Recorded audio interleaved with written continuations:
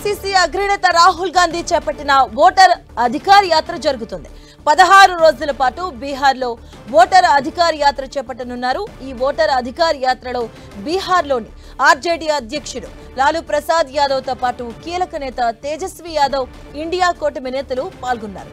ఇక యాత్రలో 1300 కిలోమీటర్ల దూరాన్ని కవర్ చేయబోతున్నారు.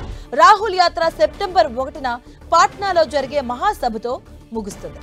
ఇక బీహార్లో ఓటర్ల ప్రత్యేక సవరణ పేరుతో దళితులు, ఆదివాసీలు, మైనార్టీలు, పేదలు, కూలీల వంటి లక్షలాది మంది ఓటర్స్ ను జాబితా నుంచి తొలగించేందుకు బీజేపీ కుట్ర పన్నిందని రాహుల్, ఇండియా కూటమి నేతలు ఆరోపిస్తున్నారు.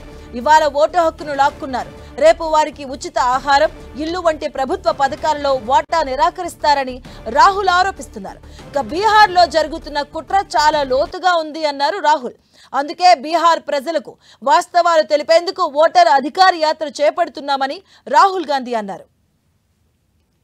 16 రోజుల పాటు 25 జిల్లాలో 1300 కిలోమీటర్ల యాత్ర సాగబోతుంది. ఇందులో భాగంగా ర్యాలీలు, సభలు, కార్యక్రమాలతో ప్రజల మధ్యకు రాహుల్ వెళ్లబోతున్నారు.